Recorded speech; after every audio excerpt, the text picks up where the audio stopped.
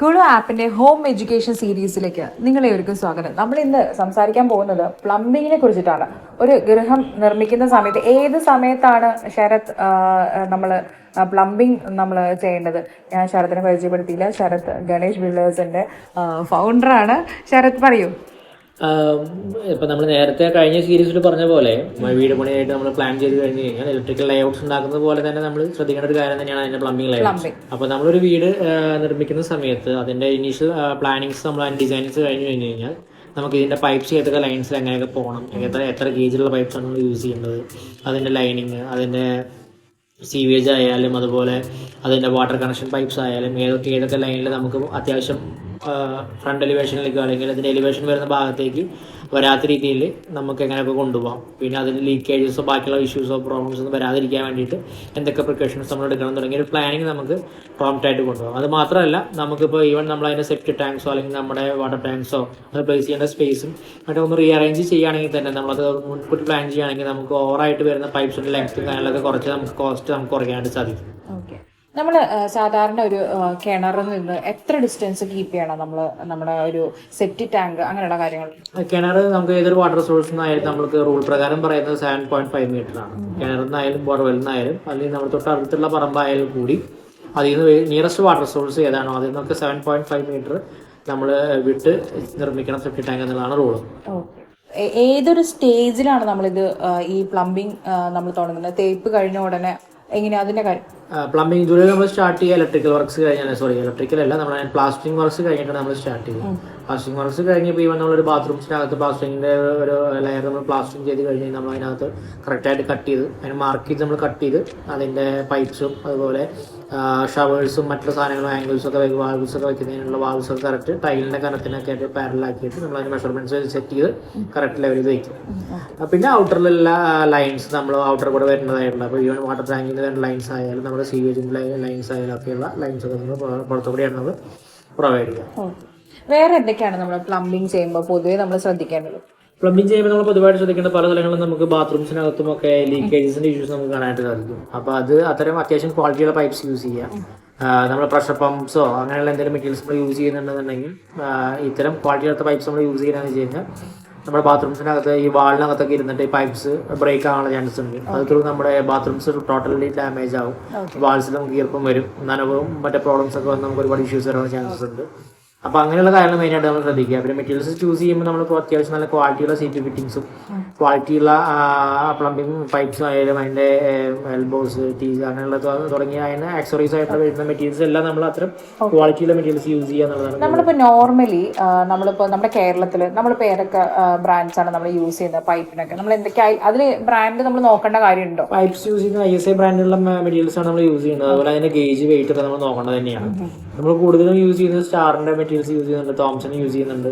അതേപോലെ തന്നെ നിങ്ങൾ എപ്പോഴും ശ്രദ്ധിക്കേണ്ട ഒരു കാര്യം എന്താണെന്ന് വെച്ചാൽ നമ്മൾ ചില ചൂടുവെള്ളം പോകുന്ന ഒരു ഏരിയ നമ്മൾ ഹീറ്ററുള്ള ആണ് അല്ലെങ്കിൽ വേറെ ഏതെങ്കിലും ഏരിയയിൽ നമ്മൾ ചൂട് പിന്നെ അതുമല്ല അതിന് ഡിഫറെന്റ് പൈപ്പ് ഉണ്ട്. നമ്മൾ സാധാരണ PVC പൈപ്പ്സ് അല്ല അതിനകത്ത് യൂസ് ചെയ്യുക. അതിന് ഹോട്ട് വാട്ടർ പോകാനായിട്ടും അതുപോലെ മിക്സഡ് ടാപ്സ് ഒക്കെ യൂസ് ചെയ്യുന്നിടത്തൊക്കെ നമുക്ക് അതുപോലെ ഹീറ്ററിൽ നിന്ന് വരുന്ന കണക്ഷനൊക്കെ നമുക്ക് വേറെ സെപ്പറേറ്റ് നല്ല ഹാർഡ് പ്ലാസ്റ്റിക്കിന്റെ വേറെ മെറ്റീരിയൽസ് ഉണ്ട്. അത് നമ്മൾ നോർമലി ബാത്റൂംസിൽ മാത്രമാണോ യൂസ് ചെയ്യുന്നത്?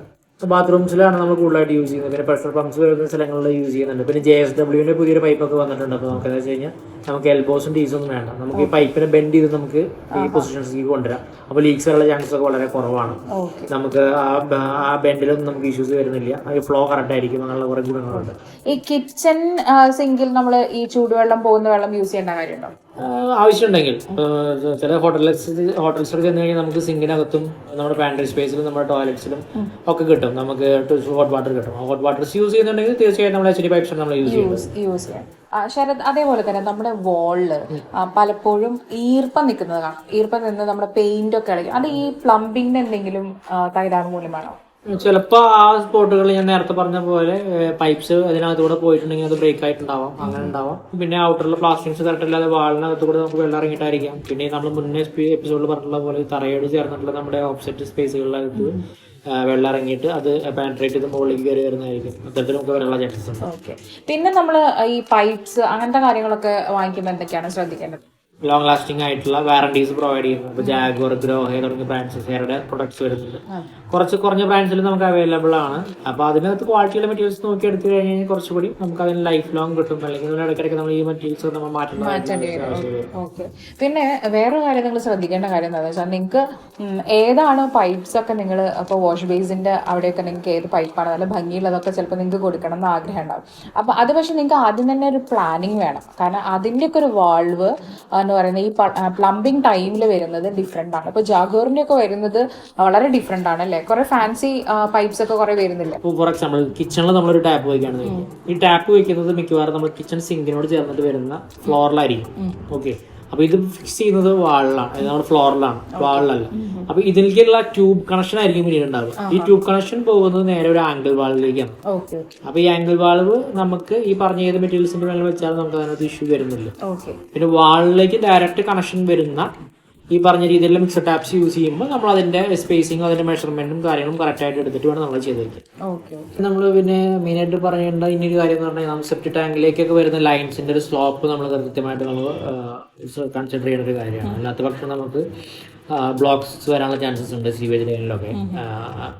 അതുപോലെ തന്നെ റെയിൻ വാട്ടർ ഹാർവെസ്റ്റിംഗ് നമ്മൾ ബോട്ടത്തിൽ നമുക്കൊരു സം ടാങ്ക് ഒക്കെ യൂസ് ചെയ്യുകയാണെങ്കിൽ പ്രോംപ്റ്റ് ആയിട്ട് നമ്മൾ റൂഫിലേക്ക് വരുന്ന വെള്ളത്തിന് നമുക്ക് കറക്റ്റ് ലൈൻ ചെയ്ത് കൊണ്ടുവരികയാണെന്നുണ്ടെങ്കിൽ നമുക്ക് ആ ഒരു വെള്ളത്തിന് നമുക്ക് ഫിൽട്രേഷൻ ഒക്കെ ചെയ്ത് നമുക്ക് യൂസ് ചെയ്യാം. നമുക്ക് കിണറിലേക്ക് വെൽ റീചാർജിങ് ചെയ്യാം.